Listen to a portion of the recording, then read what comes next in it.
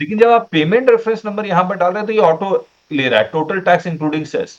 तो अगर ये डीआरसी जी3 के अंदर जाके नहीं देखते हैं किस पीरियड का पेमेंट है, मान लीजिए 17-18 का एससीएन है और आपने 21-22 में जाके कोई पेमेंट किया, उसमें उस डीआरसी 03 में जो पीरियड लिखा हुआ 22-23 लिखा हुआ है, तो क्या आपको बेनिफिट दे देगा वो? समझ रहे हैं मैं क्या कह रहा हूं? तो नमस्ते टू ऑल ऑफ यू। आज हम लोग जो फॉर्म आए एमनेस्टी स्कीम के SPL 01 से लेकर SPL 08 तक, उसको हम लोग एक बार डिस्कस कर लेते हैं, उसको एक बार पढ़ लेते हैं।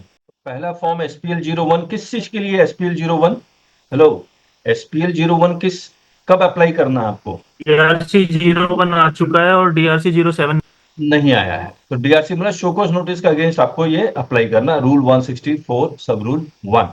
इसमें देखते हैं क्या क्या लिखा हुआ है। देखिए ये तो सारा ऑटो पॉपुलेट होके आ ही जाएगा टेबल 1 में। टेबल 2 में देखते हैं डिटेल्स ऑफ द नोटिस।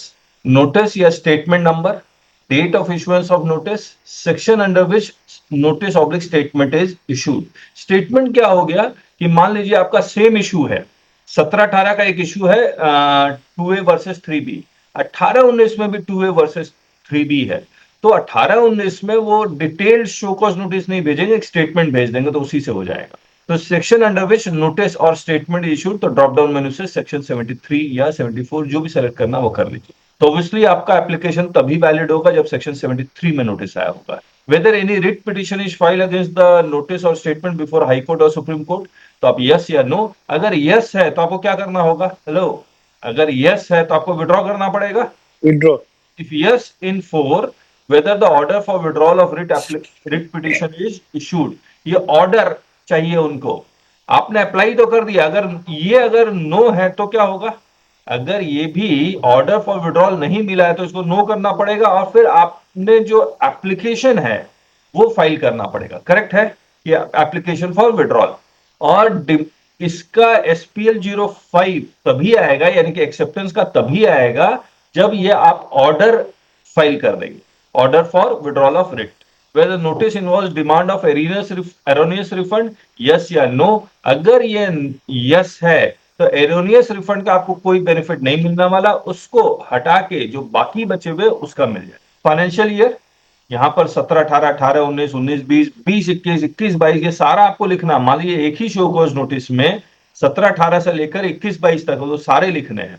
आपको बेनिफिट वो 17-18 से लेकर 19-20 तक देगा, लेकिन बाकी ईयर्स के आपको टैक्स वो जमा करवाएगा। वो चाहता क्या, ऑब्जेक्टिव क्या है, पूरा का पूरा शो कॉज नोटिस ही ड्रॉप हो जाए। Amount demanded in notice oblique statement, IGST, CGST, SGST, cess, total tax including cess, interest और पेनल्टी। अगर इसमें लेट फीस है तो इसके बारे में कुछ भी नहीं कहा गया है। फिर out of amount mention in a, demand pertaining only to ITC which has been denied solely on account of contravention of 16(4), तो 16(4) का भी अगर कोई इशू है तो उसको यहां से यहां लिखना है, क्योंकि 16(4) का आप सेपरेट एप्लीकेशन दे रहे होंगे। और ये 16(4) का कौन सा एप्लीकेशन देंगे, क्या बोलेंगे उसको? हेलो, 16(4) में जो आप एप्लीकेशन देंगे उसको क्या बोलेंगे? Rectification. Rectification application yes along sir. Annexure A, जो हम लोग अभी पढ़ने वाले।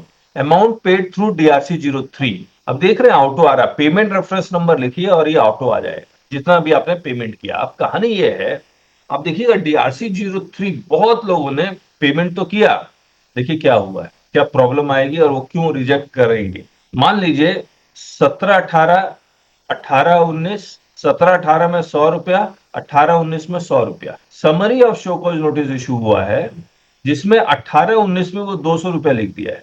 आपने DRC 03 जब पेमेंट किया तो आपने भी 18-19 और 200 भर दिया। Whether relief will be granted, और एक केस बता देता हूं, 17-18 100, 18-19 100, समरी में भी ठीक है, SCN एंड समरी दोनों में यही अमाउंट है, 17-18 100, 18-19 100। लेकिन जब आप DRC 03 भरने गए तो आपने गलती से सारा का सारा अमाउंट 18-19 कर दिया और 200 कर। ये भी पॉसिबल है कि आपने 17-18 में मार्च 18 से लेकर मार्च 18 भरा 100, यहां पर भरा मार्च 19 से लेकर मार्च 19 100, तब मिलेगा या नहीं मिलेगा? तो अमाउंट पेड थ्रू DRC 3, अगर उसके पीरियड्स में गलतियां हैं तो क्या वो रिलीफ देंगे या नहीं देंगे? जबकि ये वाला जो पूरा टेबल है इसमें तो आप रेफरेंस नंबर डालिए, ऑटो ऑटो ऑटो करके आ जाएगा। क्या ये अंदर जाके ये चेक करेंगे कि ये DRC 03 वॉज करेक्टली सबमिटेड? और प्लीज ओपिनियन, क्या आप लोग का एक्सपीरियंस है? चेक करेंगे सर। देखा जाएगा। देखा जाएगा। देखेंगे सर, वो ऐसी गलतियां हुई हैं या नहीं हुई? हुई है ना सर। चलिए आगे देखते हैं। I undertake that I have not filed any writ petition against the said notice or statement, or I undertake that though I had filed a writ petition against the said notice or statement, I have withdrawn. अच्छा, ये show cause notice के basis पे can you go to court for writ petition? Yes, sir. Show cause notice है, इसके against आप क्या court जा सकते हैं और रिट पिटिशन फाइल कर सकते हैं? Yes. Ground When the show cause notice is issued without jurisdiction, okay, और breach of principle of natural justice. Breach of Principle of natural justice. Natural justice तो होना नहीं चाहिए, क्योंकि शोकॉज नोटिस ही तो आपको अपॉर्चुनिटी दे रहा है। कई केसों में जाना हुआ है सर, सोकाश पे हाई क्या कारण कोर्ट रहा? में। यही सारी चीजें, मतलब लॉ के विरुद्ध में उन्होंने PH नहीं दी सर। नहीं, शोकॉज नोटिस ही तो पीएच है। जैसे PH अलग से भी देते हैं ना सर, सेक्शन 1754 में। अच्छा, शोकॉज नोटिस दिया तब तो फिर ऑर्डर ही आ गया, तब जा रहे हैं आप? हाँ सर, ऑर्डर के बाद भी गए हैं हाई कोर्ट। ऑर्डर के बाद तो ठीक है, ऑर्डर के बाद ठीक है। हाँ सर, शो कॉज स्टेज पे थोड़ा सा हाँ मुश्किल है सर। हाँ ठीक बात है सर, ठीक है शोकॉज नोटिस के अगेंस्ट एक जी। पॉइंट तो यही हो सकता है कि इट इज विदाउट जुरिडिक्शन, तो ऐसे केस में अगर जा भी रहे हैं तो रिमांड बैक हो जा रहा है। चलिए, further I understand that and agree that no appeal shall be filed against the order concluding demand proceeding issued under section 128A in any forum in the future. मुझे एक बात बताइए, ये कहां तक सही है? मान लीजिए SPL रिजेक्शन का फॉर्म कौन सा है? Rejection 7 SPL 05 acceptance, acceptance 07 rejection है सर। करेक्ट।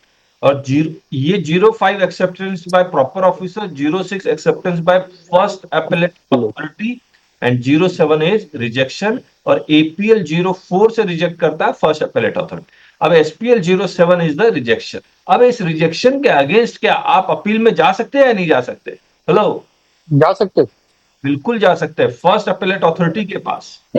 फिर फर्स्ट एपेलेट अथॉरिटी के बाद क्या आप अपील में जा सकते हैं? नहीं सर। फिर नहीं जा सकते। तो यहां पर ये जो लिख रहे no appeal shall be filed against any in any forum in the future, ये इनको चेंज करना चाहिए। क्या कहते हैं? कहां लिखा हुआ है ये पेज नंबर 10 है, रूल 164 सब rule 15 clause B. In cases where an appeal is filed against the order in SPL 07 for rejection of application for waiver of interest penalty or both, if the appellate authority has held that proper officer is wrongly rejected, तो आप appellate authority पे तो जा ही रहे हैं।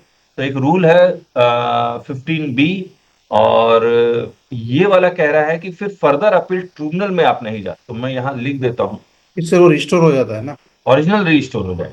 अनुवेश जी, sir, this is in relation to section 128A subsection 4. अच्छा, मैं वो भी पढ़ लेते हैं हम लोग। हाँ, so this is only in those cases where my application is accepted. Okay okay, नहीं ऐसा तो है नहीं।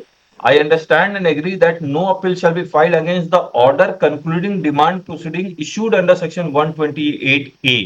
This is the wrong declaration wording, sir. Once we go there, 128A subsection 4, it will become very clear to us, sir. Okay, let us read that. Section 128A subsection 4. Notwithstanding anything contained in this act where any amount specified under subsection 1 has been paid and proceedings are deemed to be concluded under the said subsection, no appeal under section 107 shall lie against the order referred to in clause B as the case may be. ये तो गलत लिखा, मतलब गलत in the sense कि act में लिखा हुआ कि आप अगर ये कंक्लूड हो जाता है तो आप इसके मतलब कंक्लूड मतलब रिजेक्शन ऑर्डर आ जाता है तो आप फर्स्ट अपीलेट अथॉरिटी में भी नहीं जा सकते। ऐसा है क्या? रूल तो कुछ और कह रहा है।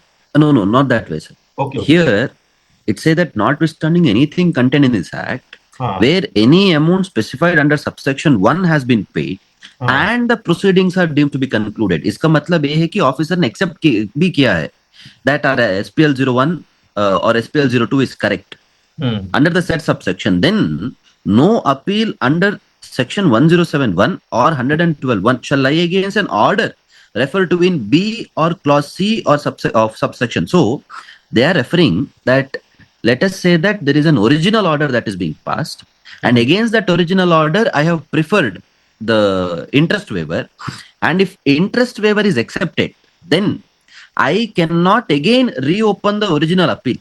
अच्छा, पढ़ता हूँ. What you are saying that there is a show cause notice Yes. 128A 1 This is for B and C alone, sir. It can't be applicable for SCN. चलाए गए बी और सी. ओके, ठीक है, Yes. सिर्फ बी और सी के लिए. चलिए ठीक है, इसको ऐसा समझ. There is an order Yes. and order is against in DRC 07 and then you have SPL 05 that is acceptable. Yes. Now this is concluded. Yes. Then for this no appeal shall lie. Yes. Yes. यही कह रहे हैं ना. Yes.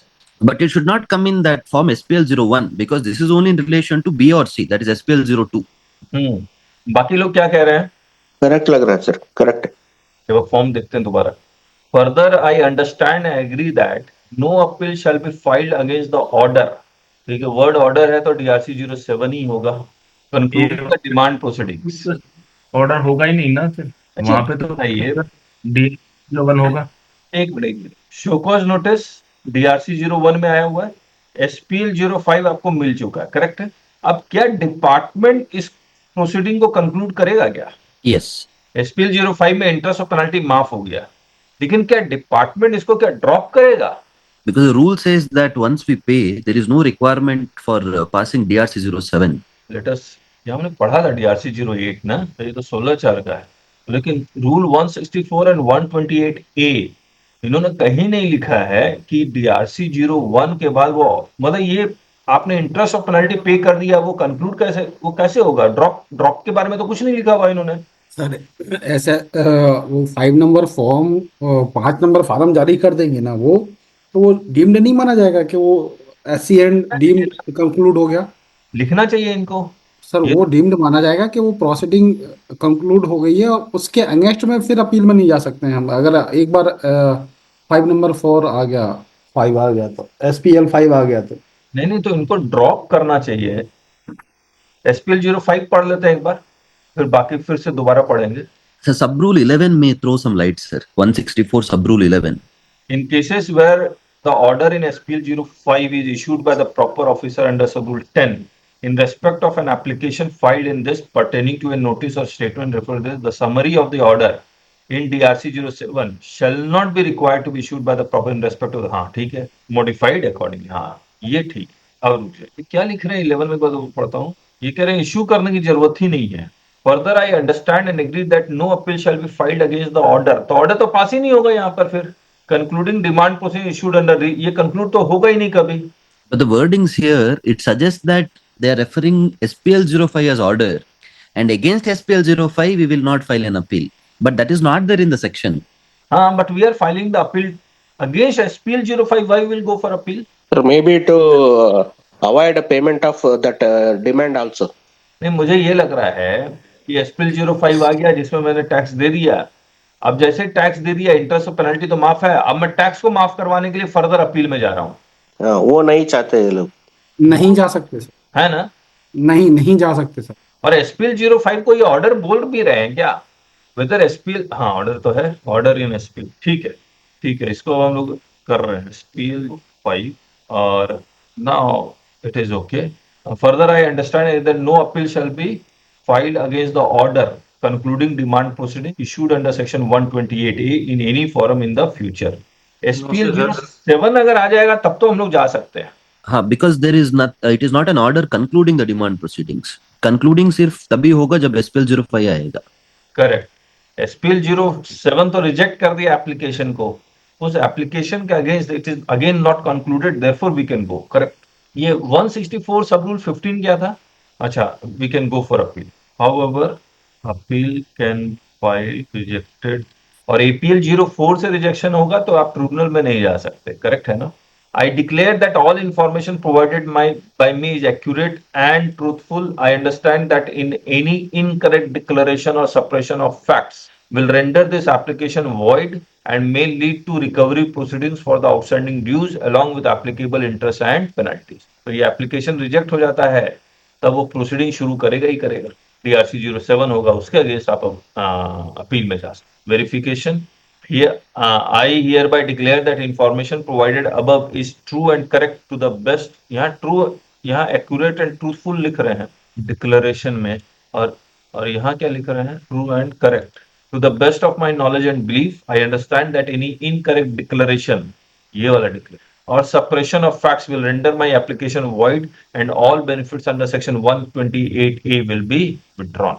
Upload required documents, self certified copy of notice। इसकी क्या जरूरत है बताइए, self certified copy of notice. ये काम बढ़ाने की बात है ना, कि नोटिस वो डाउनलोड करेगा, फिर उस पर साइन सर्टिफाई करेगा, फिर उसको स्कैन करके अपलोड करेगा, जबकि ये पोर्टल में इजीली अवेलेबल है। Why they need self certified copy of proof of payment made through DRC 03, ये ऑटो पॉपुलेट होके आ ही रहा है। यहाँ पर भी डाल देते, जिस नोटिस में जा रहा है, यहाँ पर मैं जब कहाँ गया, नोटिस का नंबर जो मैं लिख रहा हूँ यहाँ पर, क्यों लिख रहे हैं, कोई किसी को कोई आइडिया? यहाँ से ऑटो पॉपुलेट होके आ जाता है, और क्या। सर पुराने सेंट्रल के नोटिस इश्यू हुए हैं ना, वो पोर्टल पे आते नहीं है। यस, मैनुअल इश्यू हुए, इसीलिए वो self certified copy of notice मांग रहे हैं। Proof of withdrawal of writ petition और application filed for withdrawal or writ petition if the order for withdrawal has not been issued. Any other document, please. Any other document में क्या देंगे आप? Hello, any other document में क्या दे सकते हैं आप? DRC 07 हो चुका हो, चलन बलन होगा कुछ सर। 3B सर हाँ राजेश जी, नमस्ते। मैं कह रहा हूँ, सपोज करिए उसने DRC 07 कर रखा हो और उसमें टैक्स है, इंटरेस्ट है और पेनल्टी। करते हैं DRC 07 अभी SP वो नहीं कह रहा मैं, यहाँ जो अदर डॉक्यूमेंट की बात कर रहा हूँ। हाँ, DRC 07 कर रखा हो, उसमें टैक्स है, इंटरेस्ट है, पेनल्टी है। मैंने टैक्स DRC 03 से कर दिया और यहाँ अटैच कर दिया, तो शेष तो वेब ऑफ हो गया, इसीलिए उसको यहाँ अपलोड कर दो, एनी अदर डॉक्यूमेंट। ठीक है, आगे करते हैं। दूसरी चीज, हाँ, जो चीज आप कह रहे थे कि नॉन अपीलेबल हो जाएगा, तो उसको सेक्शन 121 में इन्होंने क्यों नहीं लिखा उसको? चलिए बात कर, इंस्ट्रक्शन पढ़ते हैं। In entries 1 to 6 of table 2, the details of notice of statement against which application is filed needs to be filled by the applicant। ठीक है, 1 table 2 ये वाला, ठीक है। In case the notice or statement is available on the common portal, ARN of the same needs to be filled। If the same is not available on the portal, the reference number of the manually issued notice or statement needs to be filled। In entry 3 of table 2, the applicant has to choose the option section 73 from the drop down if the notice or statement is issued under section 73 at the first instance, and the option section 74 read with 75(2) in case the notice was initially issued under section 74 and was later deemed to be issued under section 73 based on the order of the appellate authority। खैर ये तो case में ये SPL 01 में होना ही नहीं चाहिए, लेकिन यूनिफॉर्म बनाया होगा। In table 3A, column 2 to 8 will be auto-filled in case the notice or statement is available on the common। अच्छा, यहाँ तो लिख तो रहा और फिल हो जाएगा। टेबल 3A, टेबल 3A, अच्छा हाँ, तो ये नोटिस आप यहाँ पर भरेंगे, फिर ये वाला ऑटो फिल हो जाएगा। ये जब ऑटो फिल होगा तो ये डेटा कहाँ से उठाएगा? ऑटो फिल का डेटा कहाँ से उठाएगा? डिटेल शो कॉज नोटिस से या summary of show cause notice से? Summary of show cause notice है। Summary of show cause notice, auto filled from summary of SCN। अब अगर समरी ऑफ SCN ही गलत निकला है, और बहुत केसेस में हुआ भी है, तब क्या होगा? मतलब अगर हम लोग गलती करें तो गलती माफ नहीं है, अफसर गलती करेगा तो वो माफ कैसे होगा, उसको वो कैसे करेगा भगवान ही माने। If the same is not available on the portal, the details of the same are to be manually filled by the applicant। Sir, in this case, can we alter it? If even if it auto filled में तो alter नहीं कर सकते? Alter तो हो जाएगा, क्योंकि auto field अगर है और अगर मैनुअल है तो हम लोग को खुद से भरना है। जब खुद से भरना है तो अल्टरेशन का तो पॉसिबिलिटी है ही, लेकिन ऑटो फिल हो रहा है तो अल्टर क्यों करेंगे?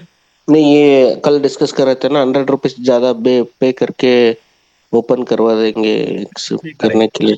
हाँ, ये तो पॉसिबल है ना। यहाँ पर मान लीजिए आपका 100 रुपीज आ रहा है, 100 रुपीज, और आपने DRC 03 से आपने कोई रेफरेंस नंबर डाला और यहाँ आ गया 150, इसमें को तो कोई दिक्कत है नहीं। ओके, इसमें क्या दिक्कत है? मेरे पास एक नोटिस है जिसमें 17-18 का, 18-19, 19-20 सबका अलग अलग कुछ न अमाउंट है, 100 करके। उसने क्या, टैक्स पेयर ने सारा अमाउंट जोड़ जाड़ के 20-21 में डाल दिया, या कुछ 17-18 में डाल दिया, कुछ 18-19 में। तो किसी में कम पेमेंट, 17-18 में मान लीजिए कम पेमेंट दिखला रहा है, 18-19 में ज्यादा पेमेंट दिखला रहा है, इस तरह से कुछ गड़बड़ हुआ है। लेकिन जब आप पेमेंट रेफरेंस नंबर यहां पर डाल रहे हैं तो ये ऑटो ले रहा है टोटल टैक्स इंक्लूडिंग सेस। तो अगर ये डीआरसी G3 के अंदर जाके नहीं देखते किस पीरियड का पेमेंट है, मान लीजिए 17-18 का SCN है और आपने 21-22 में जाके कोई पेमेंट किया, उसमें उस डीआरसी G3 में जो पीरियड लिखा हुआ 22-23 लिखा हुआ है, तो क्या आपको बेनिफिट दे देगा वो? समझ रहे हैं मैं क्या कह रहा हूं? Yes sir. देखिए क्या होगा, मान लीजिए SCN आया आपके पास 17-18 का 100 रुपीज और आपने 23-24 में जाके आपने यहां पर 21-22 भरा हुआ है और 100 रुपया भरा हुआ है और आपने जो डीआरसी G3 का जो रेफरेंस नंबर डाला है वो 21-22 का यहां डाल दिया, ये तो उठा लेगा 100 रुपए। लेकिन जब तक अफसर ये चेक नहीं करेगा ये डीआरसी G3 में ये जो पीरियड लिखा हुआ किस पीरियड का लिखा हुआ, वो 17-18 लिखा होना चाहिए। अब आप कहते हैं डिपार्टमेंट को सर गलती से 21-22 लिखा हुआ है, आप मुझे इसको ना रेक्टिफाई या अमेंड या मॉडिफाई करने दो ताकि मैं इसको 17-18 कर सकूं। क्या अफसर मानेगा? वो सीधे रिजेक्ट करेगा, SPL 07 इशू कर देगा। आपने यहां पर आ रहा 800 रुपए, कुछ पेमेंट 3B से किया, 3B से आपने 800 पेमेंट किया। अब आपका ये एप्लीकेशन एक्सेप्ट तभी होगा जब आप डीआरसी 03 से मान लिया आपने 100 रुपया पेमेंट किया, तो यहां पर 100 ही दिखलाएगा। अब यहां पर अब देखिए क्या हो रहा होगा, ऊपर में 800 शो कॉज नोटिस में, यहां पर 100, क्या ये बटन सबमिट का बटन आएगा या फिर पोर्टल अपना कानून बना देगा, नहीं रिजेक्ट कीजिए इसको, तब क्या करेंगे आप? तो ये सब इश्यूज है, देखते हैं क्या होता है। While calculating the amount deductible on account of not being payable, अच्छा ठीक है, from the amount payable in terms of the notice or statement order under section 73 as the case में applicant is required to ensure that amount is deducted only where ITC has been denied solely on account of contravention of 16(4) and not on any other grounds। अब show cause notice आया, उसमें सिर्फ ये लिखा हुआ है कि there is a violation of section 16 subsection 4, लेकिन वो there is a violation of section 16 subsection 4, there is a violation of section 16 subsection 2 clause B या C, तब आप ये बेनिफिट नहीं ले सकते। तो ये आपको इंश्योर करना पड़ेगा। इसका मतलब ये हो गया, जो डिपार्टमेंट के पास जब ये एप्लीकेशन जाएगा तो ये सारी चीजें चेक करेगा वो, तब जाके आपको ये SPL 05 इशू। किसी को कुछ कहना हो? ये एक बहुत बड़ा एक्सरसाइज होने वाला है और इतना कॉम्प्लिकेटेड कर दिया। इससे अच्छा सबका विश्वास स्कीम लेके आ रहे थे तो यही कह देता है टैक्स इंटरेस्ट पेनल्टी ऐसा कीजिए, सब कुछ 50-50% पे कीजिए, कुछ नहीं देखेंगे। जितना पैसा गवर्नमेंट इससे इकट्ठा करेगी उससे ज्यादा तो कॉस्ट नजर आ रहा है मेरे। एम्प्लॉयज का टाइम जाएगा, मतलब ऑफिसर का टाइम जाएगा, हम लोग का टाइम जाएगा, टैक्स पेयर का टाइम जाएगा। और जब लेके ही आ रहे थे तो 73-74 दोनों का ले आते, लेकिन मैं कहीं सुन रहा था कि 74 का इसलिए लेके नहीं आया क्योंकि स्टेट नहीं मान रहा है। कितना, चलिए 16(4) तो आया। SPL 02, SPL 02 कब दे सकते हैं? DRC 07 और APL 04 के अगेंस्ट। अब ये आसान हो जाएगा। Demand order number, date of issuance of order, section under which order is issue, whether an appeal or it is filed, if yes ये सब ठीक। अब यहाँ आते हैं amount demanded in the order A. Section section 73 रहेगा ना, section which issued. क्या कह रहे हैं? सेक्शन एक ही रहता है ना, अलग अलग थोड़ी सेक्शन है तो इश्यू होता है ऑर्डर। सेक्शन 73 में ही तो ऑर्डर इश्यू है। अच्छा एक बात बताइए, ये जो ऑर्डर पोर्टल पे ही होगा या ऐसे भी केसेस हैं जहां पर ये ऑर्डर पोर्टल पे नहीं है? ऐसे भी है ना केस, ऐसे बहुत सारे केसेस हैं जो ऑर्डर पोर्टल पे नहीं है। तो ऐसे केस में अगर पोर्टल पे नहीं है तो ऐसे केसेस में आप क्या कहेंगे कि फाइट कीजिए केस को, क्यों आप एमनेस्टी स्कीम में जा रहे हैं? वो तो आदमी लड़ ही रहा है कि बहुत सारे लोग हैं जो कहेंगे अरे यार छोटा मोटा अमाउंट है क्या लड़े, दे दो। अरे ड्रॉप डाउन बॉक्स क्यों आया section under which order is issued? क्या चीज? Section under which order is issued में ड्रॉप डाउन बॉक्स क्यों आया? एक ही सेक्शन होना चाहिए ना। नहीं 74 भी हो सकता है, क्योंकि आप उसके अगेंस्ट आप गए हुए हैं अपील में, तो 74 को ड्रॉप करके वो 73 कर देगा तो आपको मिलेगा ना बेनिफिट। अच्छा ठीक है, ऐसा मतलब इसलिए उसने रखा। अच्छा ठीक है, बाकी है परमिसिबल तो 73 ही है। हाँ। करेक्ट, ये 16(4) वाला आ गया। तो अलग से कौन रखने का है? Amount paid through payment facility against demand order including those paid through DRC 03 and later adjusted through filing this. तो अब अगर ऑर्डर आ गया है तो आप payment by demand order, payment against demand करेंगे या फिर DRC 03 से करेंगे।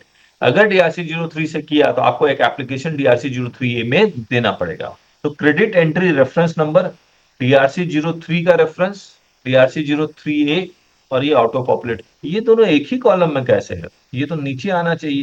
क्रेडिट एंट्री रेफरेंस नंबर ये तभी पॉसिबल है जब पेमेंट फैसिलिटी अगेंस्ट डिमांड हो, और ये दूसरा ऑप्शन है। ये एक ही कॉलम एक ही रो में डाल दिया, ये गलत है। चलिए, I undertake first further I understand and agree that no appeal shall be filed against the order concluding the demand proceeding issued under section 128A in any forum in the future। तो again वही है, order कौन सा हो गया, SPL 05, उसके against आप further demand में नहीं जाएंगे। I also undertake that an issue of an order concluding demand proceeding, no writ shall be filed। ठीक है। If an application is filed, has been filed by department, हाँ ये हम against the order mentioned in this, or if any proceeding are initiated against the said order and the appellate authority or appellate tribunal court or revisional authority as the case may issues an order enhancing my tax liability, oh I undertake to pay the additional amount of tax payable within 3 months from the date of the said order of the appellate authority। देख लीजिए, department अपना appeal withdraw नहीं कर, मुझे लगा यहाँ पर department लिख रहा होगा अपील विड्रॉ हो जाएगा, ऐसा नहीं है। आप ऑर्डर के अगेंस्ट आपने टैक्स 100% टैक्स जमा कर दीजिए, इंटरेस्ट पेनल्टी माफ। उसके बाद अगर डिपार्टमेंट अपील के कारण, या डिपार्टमेंट अपील नहीं कह रहे, डिपार्टमेंट एप्लीकेशन के कारण वो जो टैक्स का अमाउंट है वो बढ़ा दिया जाता है, तो वो बढ़ा हुआ अमाउंट आपको पेमेंट करना पड़ेगा, और तभी जाके वो इंटरेस्ट और पेनल्टी पूरा माफ। सेल्फ सर्टिफाइड कॉपी ऑफ ये स्थिति भी बहुत रेयर है। ये हाँ है रेयर, जाने पे कोई नया railway staff rare, Uttar Pradesh में तो एक नहीं होगा। ठीक सर, DRC 07 आया है और उसका पेमेंट हमको टैक्स का ही करना है, फिर वो टैक्स का पेमेंट जो कर देंगे वो अगेंस्ट द ऑर्डर ही करेंगे, ठीक है। तो वो एंट्री कहाँ है, यहाँ क्रेडिट एंट्री नंबर आएगा, उसको लिखने का है वहाँ पे। यस, फिर से दिखा देंगे सर एक बार। हाँ अच्छा, ये credit entry reference number of form, तो फॉर्म DRC जो थी सेकंड में नहीं आएगा, कॉलम में है ना, ये सेंटर यहाँ नहीं आना चाहिए, खाली ये क्रेडिट एंट्री डाल देंगे वहाँ पे, ठीक है। और रेफरेंस नंबर ऑफ वो भी नहीं आएगा, 3A भरना पड़ेगा। हाँ 3A एप्लीकेशन देना पड़ेगा, पहले 3A भरना पड़ेगा, फिर SPL 02 भरना पड़ेगा। ठीक सर, ठीक। मुझे लग रहा है जब पोर्टल में आएगा तो टेबल 4A 4B इस तरह से आना चाहिए। सर 3A तो वहां पे करना होगा ना, जब हमने पेमेंट DRC 03 से किया होगा। अगर अगेंस्ट डिमांड किया होगा तो फिर तो इसकी रिक्वायरमेंट नहीं। करेक्ट, ये वही सब है। ये देखिए, similarly the reference number of credit entry needs to be filled in column 1 in case the payment intended to made towards the said demand order was originally paid through 3 and later adjusted through filing application 3A, the reference number of the same are to be filled into a register। अब यहाँ पर again DRC 03 आपने गलत fill किया है, 17-18 की जगह 18-19 लिख दिया, तब क्या होगा वो again we have to the department will think and accordingly pass the rejection or acceptance order। while calculating the amount deductible on account of not being payable, अच्छा ये तो आपको इंश्योर करना पड़ेगा कि और कोई ग्राउंड नहीं है। चलिए, किसी को कुछ कहना हो तो बताइए, पूछना। सर ऐसा कोई इशू जिसमें डिपार्टमेंट ने अभी तक इंटरेस्ट अरेस्ट नहीं किया हो? ऐसा कोई इशू जिसमें डिपार्टमेंट ने अभी तक इंटरेस्ट का कोई नोटिस इशू नहीं किया हो, और हम लोग उसको कैसे करेंगे? कोई एग्जांपल दीजिए, मुझे समझ में नहीं आ रहा आप क्या कह रहे हैं। सर एक्चुअली जैसे सपोज कि 19-20 का कोई केस है, टैक्स तो पेड कर दिया है सर, लेकिन एटलीस्ट इंटरेस्ट की लायबिलिटीज अभी खड़ी हुई है सर, और उसके अगेंस्ट कोई नोटिस इशू नहीं किया है। ओके, उसका क्या करेंगे? नहीं, ये एमनेस्टी उसके लिए नहीं है सर, ये तो जो SCN या DRC 07 हो गए उनके लिए ही है, जो अभी हुआ ही नहीं है उसके लिए थोड़ी है ये। लेकिन महेश जी एक बात बताइए, 17-18, 18-19, 19-20 जो भी है, यदि आप डिमांड क्रिएट कर देते तो मैं आज यहाँ आकर के छूट ले लेता। आपने अगर क्रिएट ही नहीं किया तो इन फ्यूचर अब आप उसको क्रिएट भी नहीं कर पाएंगे, पर्टिकुलर इन ईयर के लिए। 18-19 का तो भी 74 ही हो सकता है, 70 पे खत्म नहीं, इंटरेस्ट रेट 74 कैसे हो सकता है? हाँ, बस खत्म हो गया। सर एक क्वेरी था सर, क्वेरी ऐसा था कि एक GST नंबर सरेंडर के लिए डाला, फिर उन्होंने फाइनेंशियल ईयर 19-20 का 3B वर्सेस 2A का डिफरेंस है जो भी था, उन्होंने कहा अब ये पे कीजिए, उसके बाद मैं नंबर सरेंडर करूंगा, मींस कैंसिल करूंगा। ऑफिसर का जो आया था क्वेरी वहां से, तो हमने वो पे नहीं किया, हमारे उसने जो कैंसिलेशन किया था वापस उसने एक्टिव कर दिया। हाँ, ऐसे केस में सर अगर हमको जाना है ये स्कीम में तो मुझे नोटिस तो चाहिए, तो हम लोग क्या करें सर ऐसे केस में? तो डिपार्टमेंट को रिक्वेस्ट कीजिए, भैया नोटिस तो भेजो। सर 19-20 का वो नोटिस दे सकते हैं सर, तो 73 का टाइम तो गया ना सर अभी। हाँ, और मेरा जो केस है वो 74 में बैठता नहीं है, हमने तो सभी डिस्क्लोज किया है, 3B वर्सेस 2A, तो उनको नोटिस देना चाहिए था। अमित जी जी सर, आप उनसे कह दो कि आपके पास डिमांड करने के लिए अलग फॉर्म बने हुए हैं, आप इस ग्राउंड पे हमारे कैंसिलेशन को रिजेक्ट नहीं कर सकते। कई कोर्ट के केसेज भी हैं जो कैंसिलेशन का जो सेक्शन है वहां स्पष्ट रूप से लिखा है। ठीक सर बात। हमारा तो एक एप्लीकेशन है 11 महीने से उन्होंने सस्पेंड में डाल रखा, कैंसिल आज तक किया ही नहीं। उसकी कंप्लेंट ठोक दो ना, कहा काहे नहीं करते हो, तो है ही है सीपी ग्राम और क्या क्या स्टेट कमिश्नर सब डाल दो। वहां तक नहीं जाए, इसी में रहते हैं हम लोग, नहीं तो कैंसिलेशन रजिस्ट्रेशन में पहुंच जाएंगे। लेकिन एक बात बताइए, जिसका रजिस्ट्रेशन कैंसिल हो चुका है क्या वो जा पाएगा इस स्कीम में? और डिमांड मान लीजिए DRC 07 है और रजिस्ट्रेशन कैंसिल है, क्या पोर्टल इसको SPL 01 भरने देगा? बिल्कुल भरने देगा, पुराने ईयर में कोई भी चीज। सर जिसका भी आउटस्टैंडिंग डिमांड है ना सर, उसका रजिस्ट्रेशन कैंसिल कर ही नहीं रहे सर वो। सर डेट ऑफ कैंसिलेशन देखना पड़ेगा। आप समझिए, डेट मान लीजिए कैंसिल हो गया आज क्या डेट है? 10 दिसंबर 2024 को कैंसिल हो गया। भर पाएगा, फार्म भर देगा वो। 10 अक्टूबर को कैंसिल हो गया, आज मैं नवंबर में इस फॉर्म को भरना चाहूं तो मुझे भरने देगा? सर आप डेट वाइज क्यों देख रहे हैं? वो आप डिमांडिंग ईयर वाइज देखेंगे ना, क्यों नहीं लेने देगा? मेरा क्वेश्चन ये है। ठीक है, चलिए मान के चल रहे लेने देगा, हाँ है ना? Anvesh ji, we can cover this point also. Yes sir. SPL 03, अब आपको नोटिस आ रहा है, देखिए नोटिस में क्या लिख रहा है। Upon verification your application your application liable to be rejected for following reason 1 और 2, और आप मान के चलिए रीजन लिखेगा नहीं लिखेगा, ये भी एक बहुत बड़ा चैलेंज है। In this regard it appears that amount of tax is short paid by you as given below. अब लीजिए फाइनेंशियल पीरियड लिख दिया ना, DRC 03 के अंदर जाके देख रहा है ये drop down, demand paid through DRC 03 और by crediting electronic liability register in case of orders, यहां लिख देगा। ये मान लीजिए आपने गलत पीरियड लिख दिया तो यहाँ 0 कर देगा उठा के, 16/6 को माइनस कर देगा, डिमांड शॉर्ट पेड निकालो। ठीक है, SPL 04 में आपको रिप्लाई देना है। उसका 6 क्लियर लिखा है तो फिर नॉट एनी अदर ग्राउंड्स वो क्यों लिखते हैं? वो कौन सा ग्राउंड की बात कर रहे हैं? मतलब मैंने अभी बताया ना, एक तो 16/4 है, 30 सितंबर के बाद आपने क्रेडिट क्लेम किया है, उसी में एक ग्राउंड और ऐड कर दे कि इसका जो इनवॉइस है ये इनवॉइस आपने दिखलाया नहीं, या सप्लायर ने टैक्स पे नहीं किया, ये सप्लायर का रेट्रोस्पेक्टिव रजिस्ट्रेशन कैंसिल हो गया, ये सब बहुत सारे हो सकते हैं ना। लेकिन मैंने अनुमान ये देखा है कि डिपार्टमेंट बाकी ग्राउंड लेके जाता ही नहीं है। जैसे ही 16/4 उसको मिला सीधे बस वो लिखता, बाकी कुछ देखता ही नहीं है, बोला छोड़ो क्या देखना है, ऐसे ही रिजेक्शन है। तो आपको बहुत रेयर ऑफ रेयर में मिलेगा कि 16/4 के अलावा कोई दूसरा ग्राउंड भी रिप्लाई। अब रिप्लाई में आपको रिप्लाई अटैच कर दिया, मैं उसको पास नहीं। SPL 05 ऑर्डर फॉर कंक्लूजन, ठीक है, अप्रूव हो गया। अब कौन सा नोटिस और ऑर्डर अप्रूव होगा वो भी लिख देंगे। अभी क्या लिख रहे हैं देखिए, amount demanded in the notice order against which application was field, financial year लिख देंगे, प्लेस ऑफ सप्लाई यहाँ 16/4 वाला, ऑलरेडी पेड, ठीक है, ये पे हो गया। Amount of interest and penalty कितना वेव हुआ है वो लिख देंगे। Remaining amount of interest and penalty payable if any by the applicant case refer to in 164, 3 और 4। ये क्या बोला है आप? वो कुछ भी हो सकता है, शॉर्ट पेमेंट होगा तो कर देगा एक्स्ट्रा रिकवरेबल।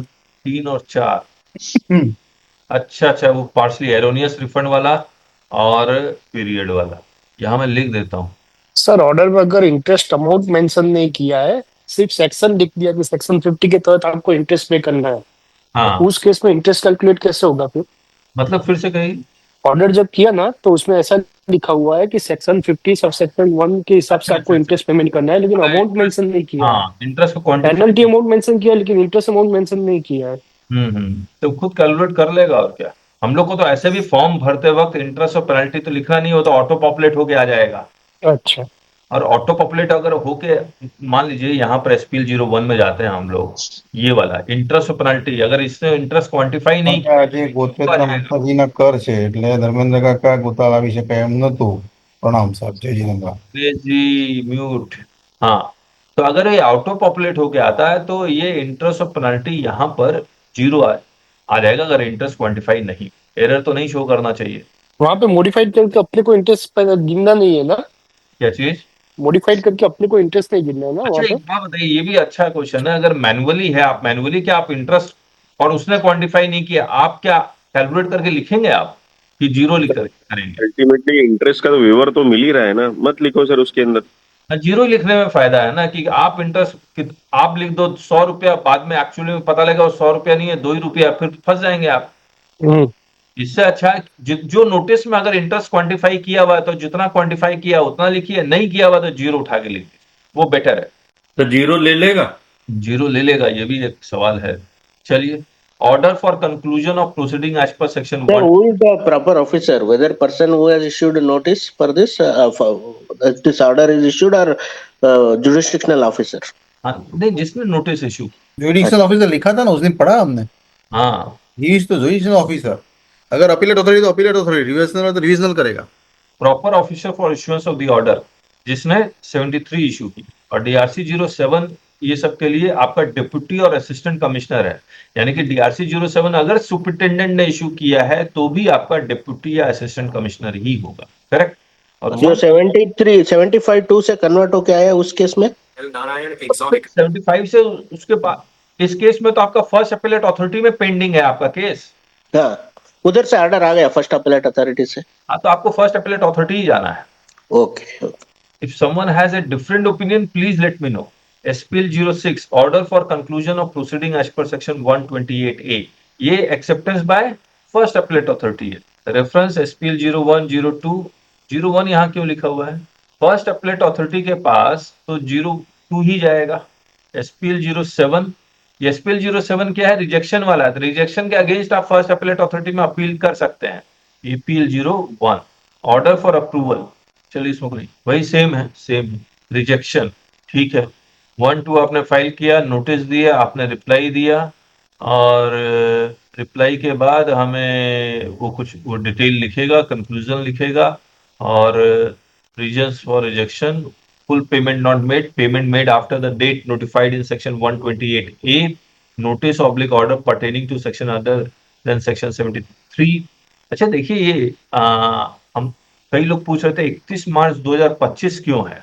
देखिए क्यों है, मुझे लग रहा है कि वी हैव क्लियर। यहाँ लिखा 1 और 2 आप अप्लाई करेंगे, 3 में नोटिस, 4 में रिप्लाई, 5 में एक्सेप्टेंस। और ये एप्लीकेशन का लास्ट डेट क्या होगा? हेलो, 31 जनवरी 25। कौन सा? 1 फरवरी 25। 1 फरवरी 25 इज द लास्ट डेट। वो नोटिस इशू करेगा आपको। नोटिस इशू करने का लास्ट डेट क्या है? डायरेक्ट 1 month महीने और 4 महीने, है ना। ये एक्सेप्टेंस करते करते ये मान लीजिए आपको नोटिस दिया और कहता है एडिशनल पेमेंट और करना है आपको, तो 31 मार्च 2025 तो एक्सपायर कर जाएगा, पता नहीं, देखते हैं। सर SPL 5 में एक्सेप्टेंस होगा, मतलब आपने जो इंटरेस्ट पेनल्टी जो है हम एक्सेप्ट कर रहे हैं। हाँ, 6 में वो ऑर्डर दे देगा ऐसा? तो 6 में फर्स्ट अपीलेट अथॉरिटी ऑर्डर देगा ना रिजेक्शन के सामने। हाँ, फर्स्ट अपीलेट अथॉरिटी। अच्छा, 6 में तो ऐसा ठीक, मतलब ठीक है, वो मतलब अपीलेट अथॉरिटी का जाएगा, ठीक है। SPL 08 undertaking. 7 में जो आएगा वो 7 में देखिए ये आ रहा है रिजेक्शन। अपीलेट अथॉरिटी करेगा? नहीं, DCAC करेगा। रिजेक्शन किया ना, देखिए फिर से DCAC करेगा 6 का। ये ऑर्डर 7 को हम लोग जाएंगे अपीलेट अथॉरिटी के साथ। यस, अगर रिजेक्ट कर देता तो फर्स्ट अपीलेट अथॉरिटी में जाना है। SPL 6 भर के नहीं, एप्लीकेशन तो वही रहेगा 1 और 2, और फिर एक्सेप्ट करेगा SPL 6 में वो अपना अथॉरिटी। ठीक है, ओके सर, ठीक है, थैंक यू। फॉर्म तो हो गया सारा, और कुछ नहीं बचा। आई थिंक हमने पूरा डिस्कस कर लिया ये। सर SPL 01 और 02 तो हमें आफ्टर पेमेंट ही करना है। हाँ, बट सर क्वेश्चन फिर वही डाउट वही आ रहा है कि 31 मार्च डेट ऑफ पेमेंट क्यों दी है? करेक्ट, यही आता है, तो पता लगेगा। Sir, whether that show cause notice, the time limit to give SPL 03, is it 1 month from the date of application, sir? Yes, I think so. Then probably when I make an application by 1st February 2025, he is also duty bound to give within 31st March 2025 the show cause notice. And as soon as it comes, if I pay, I am entitled for. But if I make the payment after 31st March 2025, then I am not entitled for 128A. Correct, वही होना चाहिए। Minutes हम लोग discuss कर चुके हैं ना, इससे रिलेटेड जो मिनट्स आया था वो तो हमने डिस्कस कर ही लिया था इसको, ये वाला पॉइंट डिस्कस कर, बाकी ऐसे ही है, कोई खास नहीं। स्क्रीन शेयर में, अच्छा screen share, 53rd GST council की जो मीटिंग इससे related, we already discuss it, ये सब ऐसे है, कोई खास है नहीं, इसलिए हमने डिस्कस नहीं, लेकिन ये पॉइंट डिस्कस कर लिया कि 2021 में दोबारा 2021 का एक एमनेस्टी स्कीम और आएगी 2021 की। और कोई क्वेरी? जो आज हम लोग PDF पढ़ रहे थे, जो आपने तैयार की, वो शेयर कर दीजिएगा अगर संभव हो। ठीक है, और जो कल मिस हुई क्लास वो कैसे देखेंगे परसों? वो सब यूट्यूब में डाल दिया ना हमने। अच्छा, पूरा है वो? हाँ, व्हाट्सएप पे भी आया है सर, व्हाट्सएप पे भी आया है। कहाँ से आया है? मैं हाँ आपने भेजा ना सर, हाँ हाँ, मैंने भेजा तो है व्हाट्सएप पे, करेक्ट। मैं ठीक आपको ठीक, भेजा। वो पूरा है ना?